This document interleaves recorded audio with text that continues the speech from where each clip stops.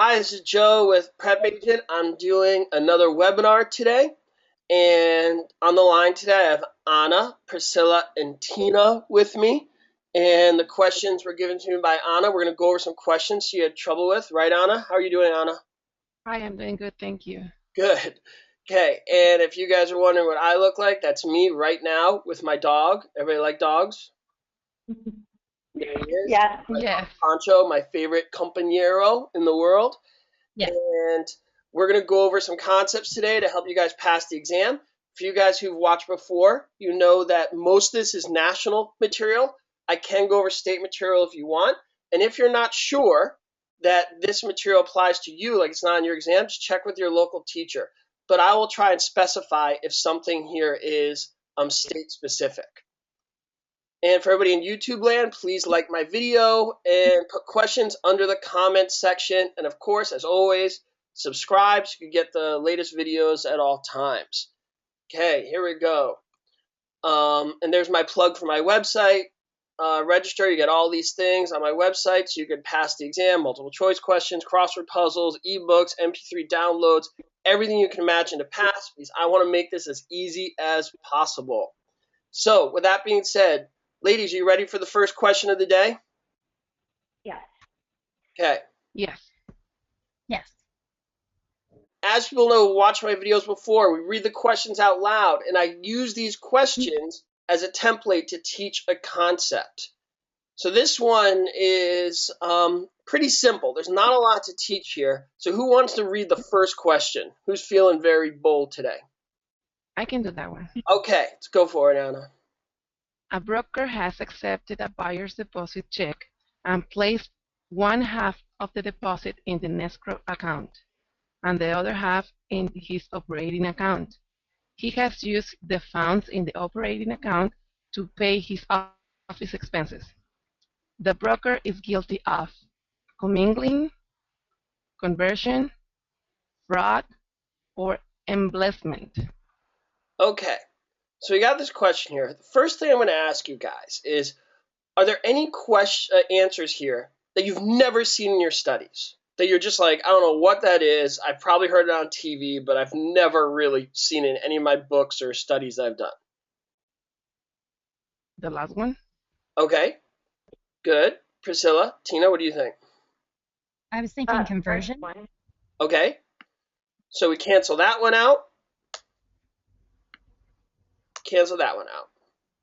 Good. Why did I cancel those two out?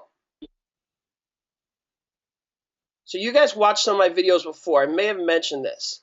So why do we think I just immediately get rid of those? If we haven't heard from it, that means it's not the answer. One of my rules to passing the exam is if you haven't heard of it, don't circle it. Trust in your studies. And what I mean by that, you may not understand everything in your book or understand everything you've heard, but you would have heard it before. Like that commingling fraud thing, I'm not sure what it is, but I know it's in my books. It sounds familiar. If something's not familiar, don't circle it, because that means it wasn't in your studies and it wasn't something you had to learn. And if it's not something you had to learn, it's not an answer on your exam. Does that make sense? Yes. Yes. Okay. So now we look at this question here. We have this broker who's doing a bad thing. Is he lying to anybody in this? No. No. So he's not really lying to anybody. But he is doing something bad. What's he doing? He's mixing money. Would you say he's personal and good? Business? Would you say he's mingling things? Yes. Okay. What does the word to mingle mean? You guys go to parties, right? Yes. Okay, so when you mingle, you're mingling with people. So what do you guys think the answer is for this one? Commingling? Yeah. Boom. Commingling. Okay, so what I'm trying to get you guys to do in this early question, this is an easier question, but I'm trying to get you guys in the habit of thinking through the process with everything. Okay, does that make sense? Like having a process when you attack a question. Okay. Yeah. So I'm going to go on a little tangent here.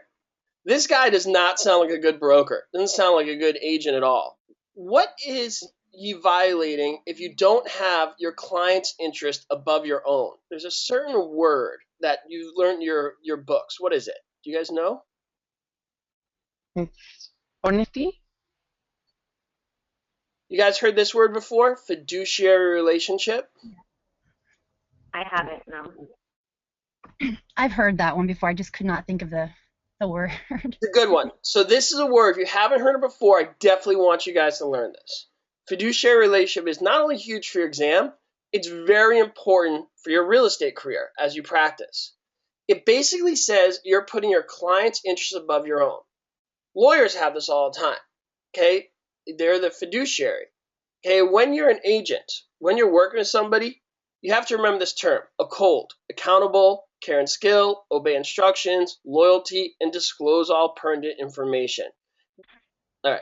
Okay, so we have here the word mingle, commingling, like we said before. Okay, ready for the next question? Yes. All right. Tina, do you want to read this one? Sure. Okay, go for it. Okay.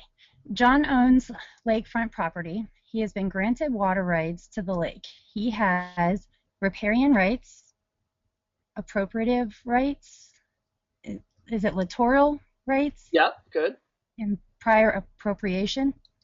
good. So what we're talking about here is water rights, right? So we're talking about water, okay? Does water have special rules to it when you live by water? With land, you can almost do whatever you want with land. If you live on a piece of land, it's yours. Can you do whatever you want with water? No. No, because it affects other people, correct? Yes. Right, and there's two different categories for that water. And once again, I'm saying it like that because people think it's very complicated, but you think logically. A lot of this makes a lot more sense than it appears. They put everything in these legal terms to make it more complicated than it is, and it's really just not that complicated. Like, you understand, well, that makes sense. I can't do whatever I can with water because other people use the water who are not necessarily on my land. So water rights are divided into these categories, okay? What do you call it when you live on a river? What kind of rights is there? So there's different types of rights when you live on a river versus when you live on a lake. What's it when you live on a river? Do you guys know? Anybody? Riparian. There you go. Riparian rights. Nice. Riparian rights means you live by a river, okay? Littoral means you live by a lake. Easy way to remember this is littoral for things that are not moving like shores, and riparian for moving body of waters like a river. Okay, so just remember this. Riparian river, riparian river, riparian river, riparian river. Littoral lake, littoral lake, littoral lake, littoral lake. I want to give some fun way to remember this, but in all honesty, sometimes it's just that simple. Just remember, riparian river, riparian river, riparian river, littoral lake, littoral lake, littoral lake. Okay? My hope is that when you take your exam, you may not understand what riparian rights are, but if you just remember, I don't know what it means, but riparian river, and when you see river, you circle it and you pass, you'll be pretty happy, correct? Yes. Yes. Okay. What's that expression? Pass now, learn later. I'll learn after I pass. Right now, I just want to kind of get my license, right? Is that where we're all at with this? Basically. Basically. Come on, let's tell the truth. Totally. We're all there. I mean, we all teach our children, learn everything, study so you become wiser. But then you guys take your test, you're like, oh, just give me the license, please. I'll learn the stuff later. I gotta do this, right? Okay, so riparian river, littoral lake, riparian river, littoral lake. Okay, can we all say that, please? Riparian river, littoral lake. Littoral lake. Riparian river, littoral lake. Okay, one more time. Riparian river, littoral lake. Good. Tina? Riparian river, littoral lake. Priscilla? Riparian river, littoral lake. Good. So if you see littoral on your exam, you're going to circle lake, correct? Yeah. Do you know why? Does not matter why, as long as you circle it. All right, that's the point we're getting with this, correct? Yeah. Okay, so with that being said, John owns lakefront property. He has been granted water rights to the lake. He has riparian rights. Wait, hold on. I'm so sorry. Hold on one second.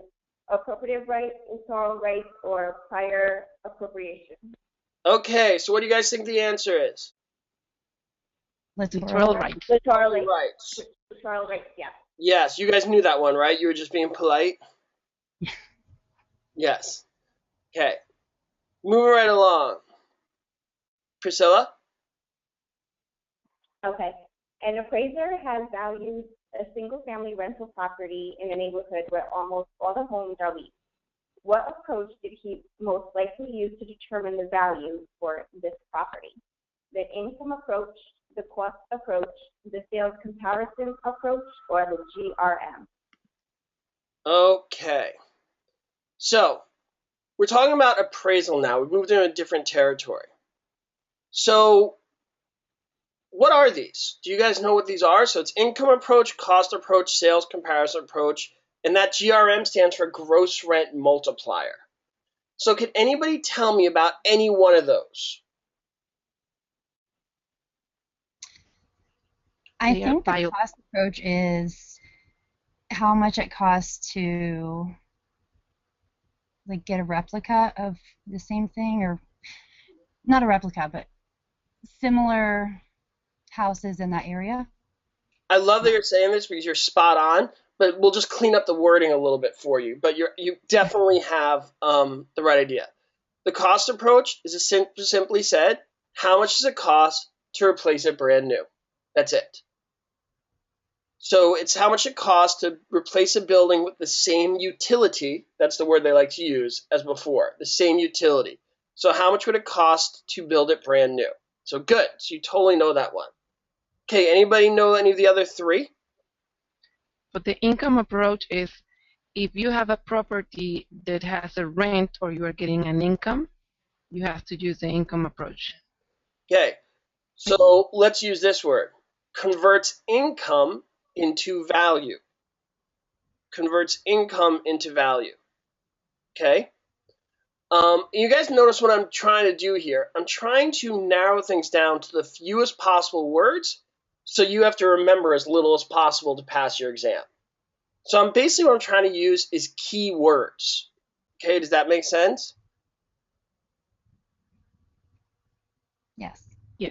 So instead of knowing the income approach full definition, if you could just learn converts income into value, you'll be good to go.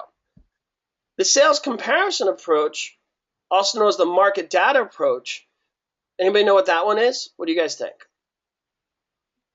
It's when you compare 2 or 3 or 5 houses with a similar to get your value for your own house. Good. So basically, do you know how much your house is worth? Any three of you know how much your house is worth? You don't have to tell me, but do you know? Yes. No. Okay, who said yes? Me. Okay. How do you know how much your house is worth? I don't know. I guess my boyfriend talks about it all the time. Okay, so he probably saw a house next door that looks kind of like yours sell for a certain price. And he said, well, if that's worth 500 grand, then yours is worth around 500 grand. It's that simple. Okay? We all do this all the time. We look around, we're like, oh my God, that house is 500 grand, but that carpeting's hideous. Therefore, mine must be worth like 800 easily. Correct? We all put this inappropriate value on stupid things like carpets and designs. But basically what we're doing is we're doing the sales comparison approach. We're comparing different properties in the market. That's the one most of you will use as a residential real estate agent. Not sure what kind of real estate professional it'll be, but your conventional real estate agent will use that sales comparison approach. Okay? Sound good? Yes. Okay, good. Yeah. All right. Sorry guys, I don't see your super happy expression, so I need that validation that I'm here. So give me that yay rah every once in a while, okay? Okay. Here we go. All right. We did not go over the gross rent multiplier. Okay? Gross rent multiplier looks at the value of the property. When you look at properties, if you have income property or rental property, you look at a property and you say, well, the property's worth this much. The rent is worth this much. The gross rent multiplier tells you the relationship between price and rent. Okay, I'm going to go over that in a little more detail. But for now, what's the answer here? Well, first, who wants to read this question again for all the listeners out there in YouTube land? Who has not read one for a while? I'll do it. Okay, great, thank you. An appraiser has valued a single-family rental property in a neighborhood where almost all the homes are leased. What approach did he most likely use to determine the value of this property? The income approach, the cost approach, the sales comparison approach, or the GRM? Okay, what do you guys think? Just say the answer when you think you got it.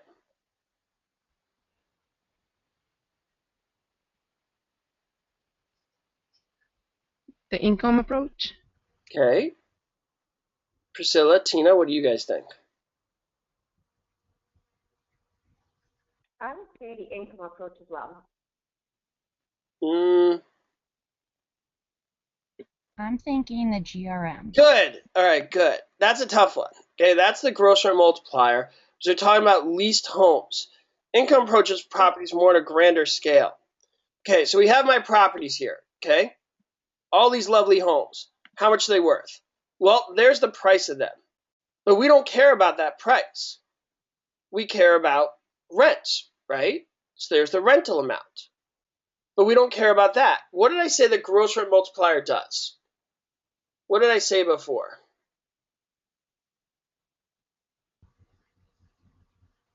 It takes the price and relates it to the rent. You got to know this one for your guys' exam. Doesn't matter what state you're in or even what country, frankly. It's price divided by rent equals gross rent multiplier. Okay, you guys got that? Can you guys repeat that after me? Price divided by rent. Price divided by rent. Yeah, Right? price divided by rent. Okay, good. Price divided by. Price divided by rent equals that gross rent multiplier. Good. So shall we do a little math? Are you guys scared of math? Who's scared of math here? I am. Me too. I'm petrified of it. But I promise this is really easy math. Okay? Okay, Me saying that almost puts more pressure on you, doesn't it? It even makes it worse. just a little. Yeah. Okay. All right. So here I have an annual gross rent multiplier. Okay, follow me on this one, because if you guys follow me on this, it's an easy one to get right on your exam. Okay? Okay, so we have a property that's worth $100,000. Okay? Is it reasonable to think that a $100,000 property could bring $10,000 a year in rent? What do you guys think? Yes. Yeah. Yes. I mean, you may think Yeah. in your area they may be higher or lower, but that's not insane. That's like a reasonable number. And so what I did here is I took the price divided by rent, and I get my gross rent multiplier. That's this number right there, that 10. You see that? Mm-hmm. Yes. Annual gross rent multipliers are numbers from like 5 to 20. Okay? Does that make sense? Mm-hmm. So if this was this, what would the gross rent multiplier be now? What do you guys think? 20. Good. That easy. Okay? 20. Easy, easy, easy, easy stuff. Okay? Just price divided by rent. And why do people do that? Because they want to see how the rents compare to the price of the property in the area, and they do that for all the properties. Then they'll base their offer based upon that amount. Okay.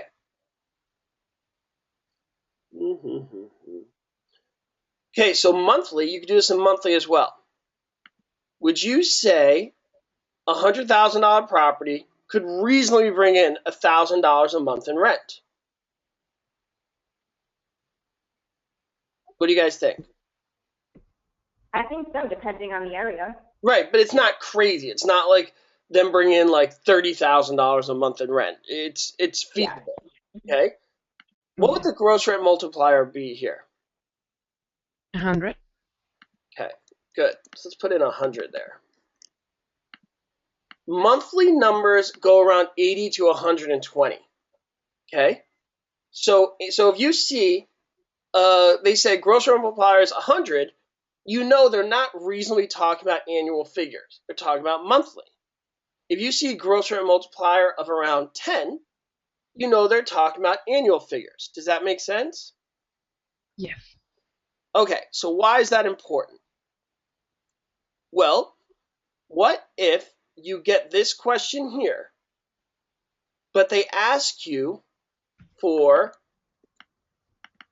an annual gross rent multiplier? Uh-oh. What do? So they say, what's the annual gross rent multiplier of this? And if you don't think about it and follow me here, if you just go 100,000 divided by 1,000, you would get 100, correct? Mm-hmm.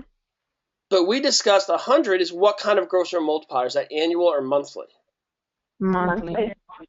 And I guarantee you they'll have that as one of the options on your exam, just to be really annoying. They'll have the monthly figure because they're going to see, are you reading this question? Okay? So who could tell me, what do I need to do? What do you guys think? Multiply the 1,000 times 12 months. Excellent. Good. Nice work. And you get 12,000. All right. And now you continue with your math. I mean, I can't do this off the top of my head, but then the answer would be 8.3. Did you guys follow me on that one? Yeah. Okay, so you got to be careful if they're asking for monthly or annual. And as we just discussed in that little lesson there, monthly numbers are like 80 to 120. Annual are numbers from like 5 to 20. Okay, does that make sense? Yeah. All right, good. Mm-hmm. Yeah. All right, next question. Okay, who hasn't read one for a little while? Tina, did you read the last one? I did not, but I can read Okay, this one. let's go for this one then. Okay. A buyer's written offer was presented to a seller. The seller sent a written counterfeit to the buyer. The counterfeit expires at 5 p.m. on Friday. Which of the following is true? The seller may withdraw any time before the buyer accepts the counteroffer, or the seller may withdraw the counteroffer until 5 p.m. on Friday. The seller may withdraw any time before closing, or the seller may not withdraw before 5 p.m. on Friday. Okay, so we moved on to contracts here. Now we're talking about contracts. So who could tell me what are the 4 essentials of a valid contract? Just give me one. If anybody could give me one, that'd be great. So you don't have to wait. Just shout it out. Signed contract? Competent parties. Competent parties. Competent parties is one. So you can't have things like minors or people deemed mentally incompetent. They must be a capable party. You'll hear it phrased like that. Okay. Anybody got another one? Consideration. Consideration. Good. Priscilla, Tina, anything else? So we got capable parties, consideration. What's another one we got?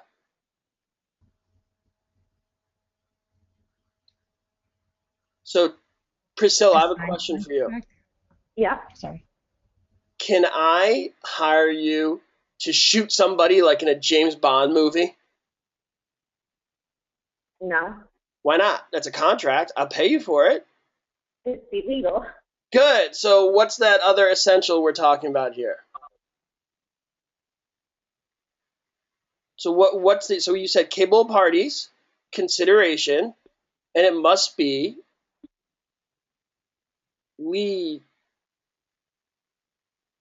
legal, right? Okay. The contract that kills, no contract at all. And there's one more very important part of a contract. What do you guys? You're missing the most obvious one. What do you guys think? Mutual consent. Offer and acceptance, mutual consent. Here, so let me just write these ones for you guys. Okay? And if you want, you can write it down. It's got to be lawful. The parties have to be capable. Okay. Ooh. There must be consideration. And there must be mutual consent. You got to agree to this thing, correct? Okay, you guys got that?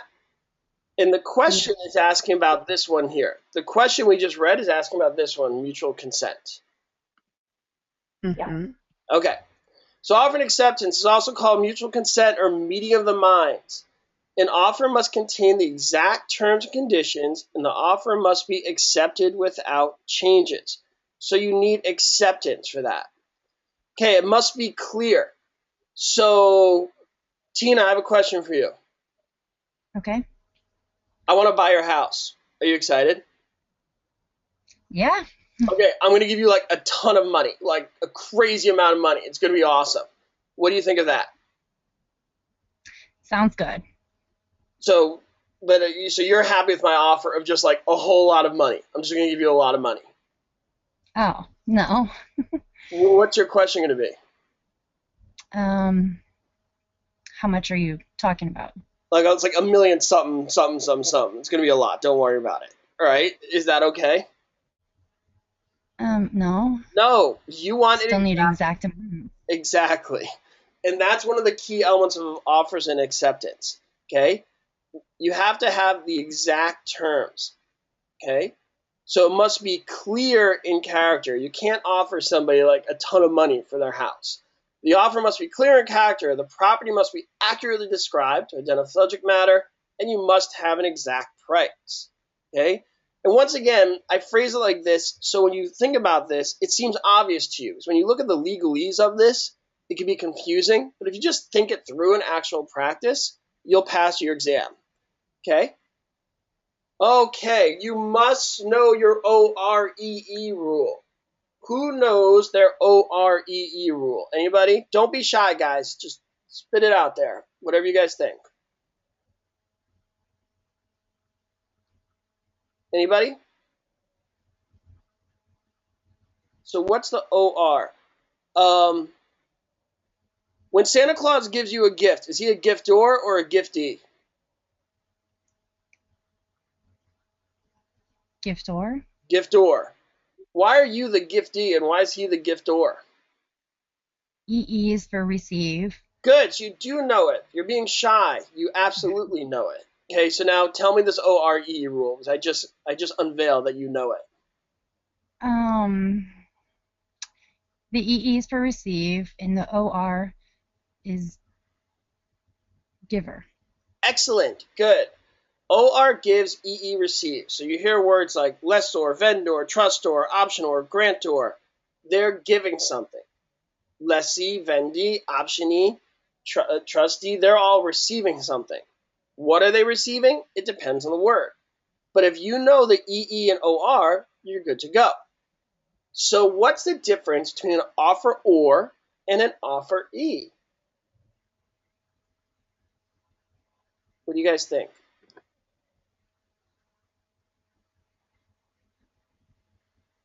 Offer or offer E? I think the offer or is the one sending over the offer. Good. And the offeree is receiving So whatever. good. So who is typically the buyer and the seller? The offerer is the buyer, Good. and the offeree is the seller. Good. Is that always true? I think so. It usually is, but it's not always true. Okay? And always be afraid of these words like always, never, those absolutes, because there's usually an exception to every rule. What is a counteroffer? Who knows that one? What do you guys think? Anna? It is a rejection for the first offer and giving a new one. It's a brand new offer. A counteroffer is a brand new offer. Okay? So, Anna, would you say In a counteroffer, you guys ready for this one? The offeree becomes the offeror. Yes. Excellent. A counteroffer is not a modification of the original offer, even though in actual practice that kind of is what it is. Technically and legally speaking, a counteroffer is a brand new offer. Okay? You guys got to know that. All right? It's a brand new offer. Okay? So the offeror becomes the offeree. Does that make sense, Tina, Priscilla? Yes. Yes. Okay, good. Prior to acceptance, an offer or counteroffer can be revoked. Notice of revocation must be received by the offeree prior to acceptance of the offer by the who? By the who? Offer. Or. Offeror. Great. Yeah. Okay. All right. So now we just had that little lesson. A buyer's written offer was presented to a seller. The seller sent a written counteroffer to the buyer. The counteroffer expires at 5 p.m. on Friday. Which of the following is true? The seller may withdraw any time before the buyer accepts the counteroffer. The seller may withdraw the counteroffer until 5 p.m. on Friday. The seller may withdraw any time before closing, or the seller may not withdraw before 5 p.m. on Friday. Okay, what do you guys think? Answer, please. Is it B? Okay. I think D.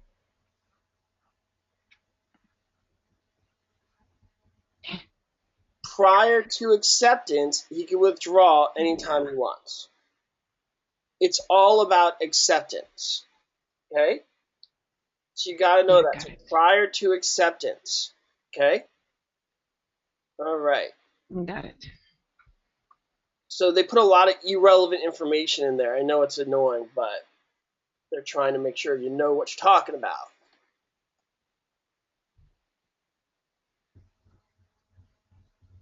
Okay, so this one should be pretty easy now based upon the lesson I just gave. Okay, so Tina, you read the last one, correct?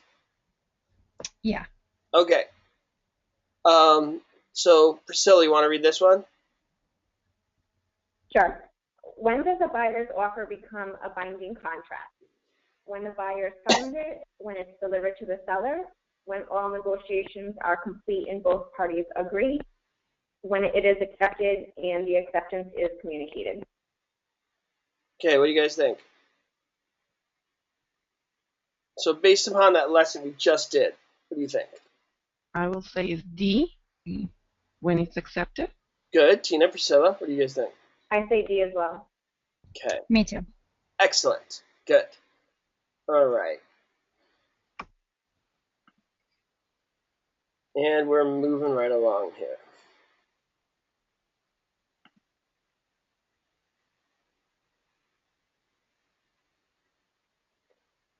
Okay. Who wants to read this one?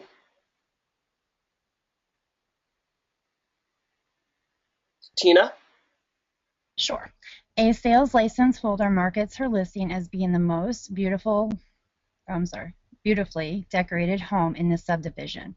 This is an example of misrepresentation, fraud, deceptive advertising, or puffing.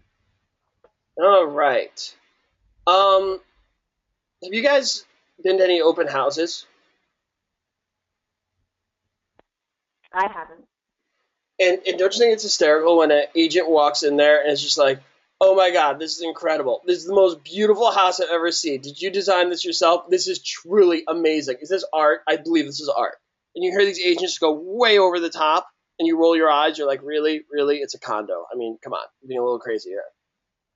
Have you guys ever experienced that? No. Yeah. Yes, come on. We all have. That person who just goes a Yeah. little bit too much over the top where they almost lose sincerity. Is that person lying?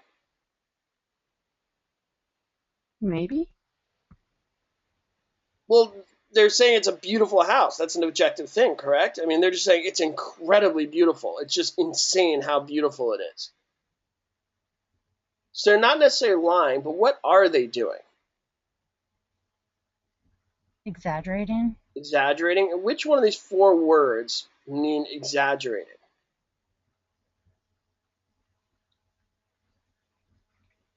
So what do you think? Puffing. Huh? Puffing. Good. It's not lying, but it's close. Just think when you make that puff with your face, when you blow your cheeks up, you're just exaggerating your face. You're making it bigger, puffing. Okay?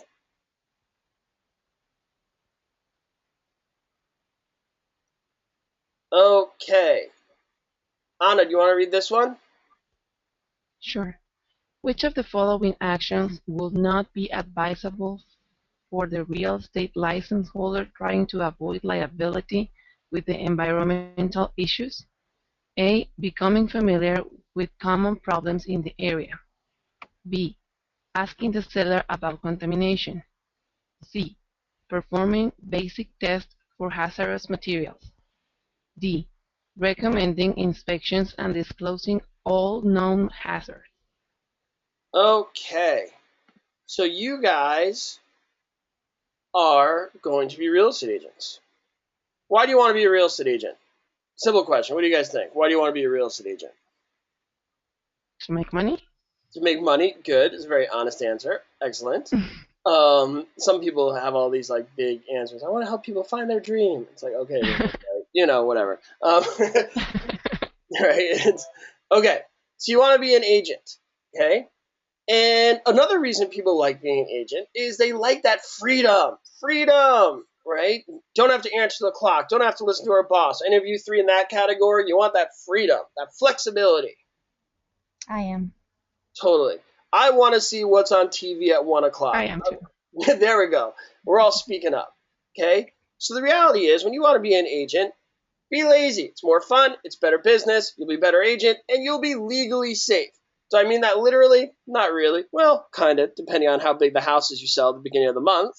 But what am I getting at here? You're going to be an agent. A lot of times, agents go above and beyond their scope. Have you guys spoken to a lot of real estate agents before in your life? Not really. No. Real estate agents love to give legal advice. This is a common one. You ask them about rules of homes, and they'll say, well, you can do this, do that, and all the rest of it. Are they lawyers? No. No. Have you ever heard a real estate agent give tax advice? No. Some people do. It's not okay because they're not accountants. And they're certainly not inspectors. And here we're talking about, in this questions, environmental issues. Are you licensed to deal with contaminous waste and hazards or things of that nature? No. Not even close. And by the way, nor would you want to crawl under a house and figure that stuff out anyway. Those guys are special license, special equipment, and they got a special job. Okay, so with that being said,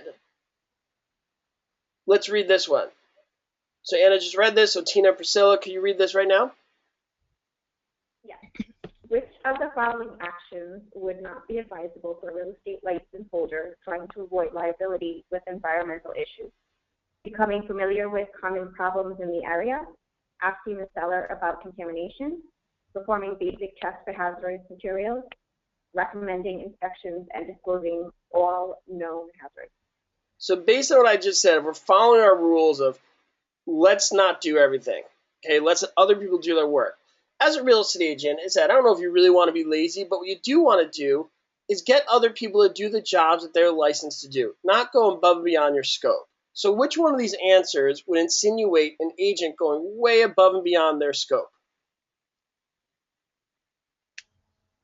Probably C. Good. Okay, becoming familiar, that's not a problem. Asking the seller if they know something, not a problem. Recommending things, okay. But performing tests, that's a licensed activity. Okay, so performing basic tests for hazardous materials, it's a licensed activity of which we don't have.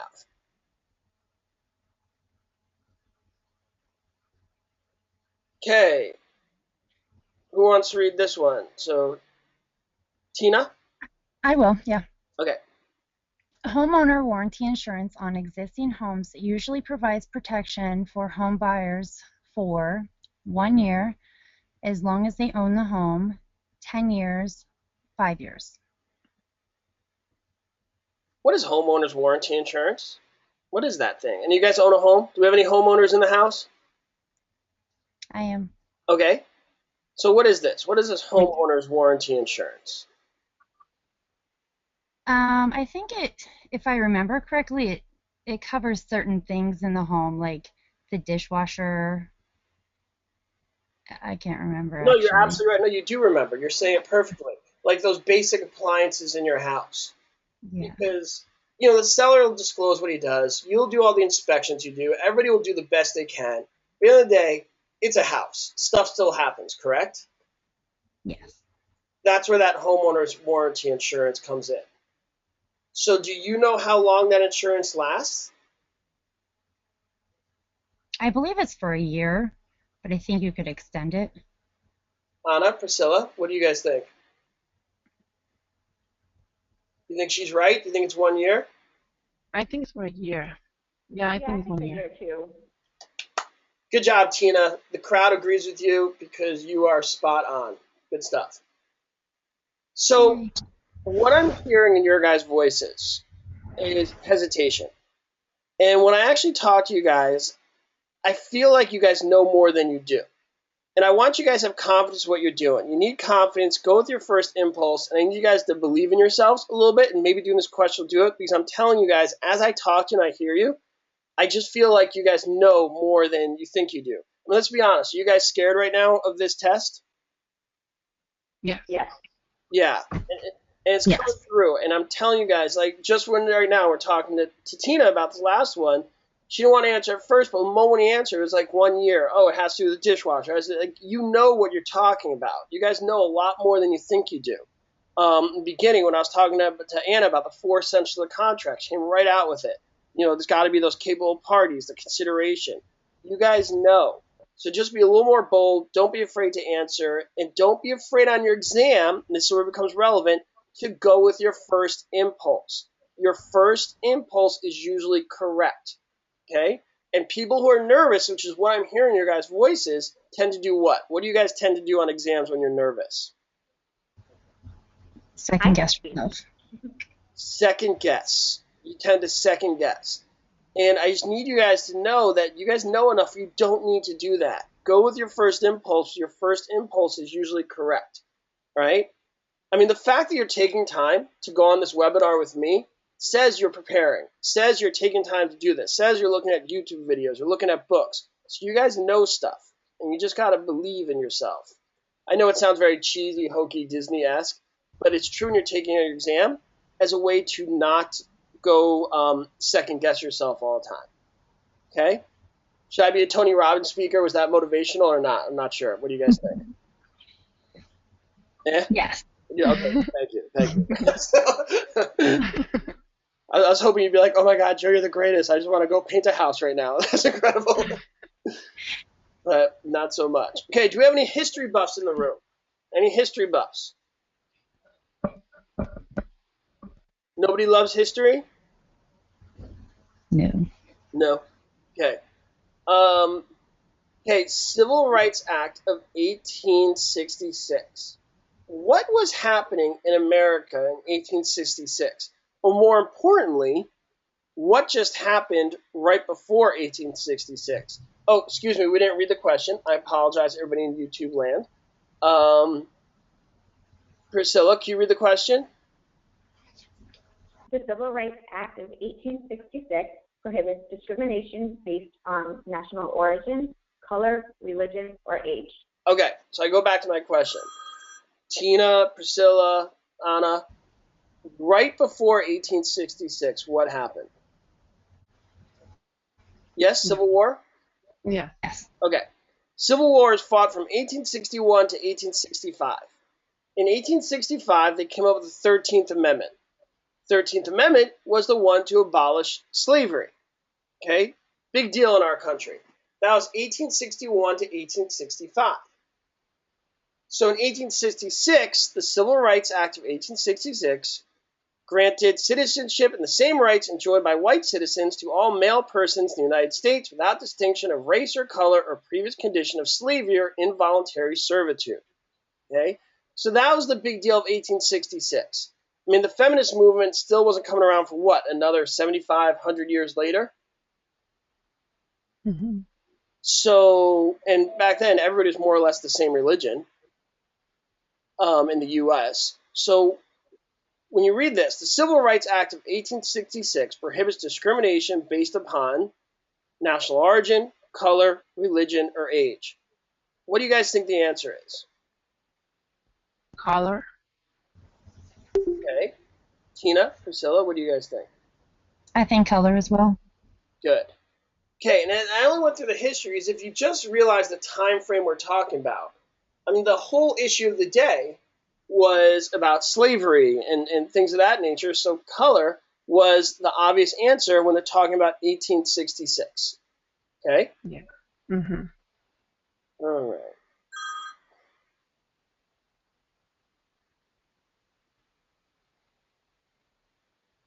Okay, we're going to do one more question here. Okay, and then we're going to wrap it up for today. Sound good? Yes. Okay. All right. Tina, can you read this one? Sure. A sales agent in your office has been farming a neighborhood and counseling sellers to sell now. He is mentioning the relocation to this area of a large number of immigrants. He is suggesting that property values may begin to fall. He is practicing channeling, good marketing technique, steering, blockbusting. Okay. So which one can you guys get rid of just immediately right now? Good marketing techniques? Yeah, obviously that's just, get that out of there. Okay. Could you eliminate another one?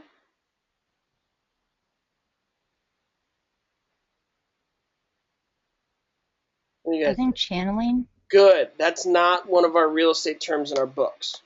Excellent. Okay. So what's the difference between steering and blockbusting? Anybody know? They're similar, but very different as well. Yeah, I don't know the difference. Okay. Tina, what about you?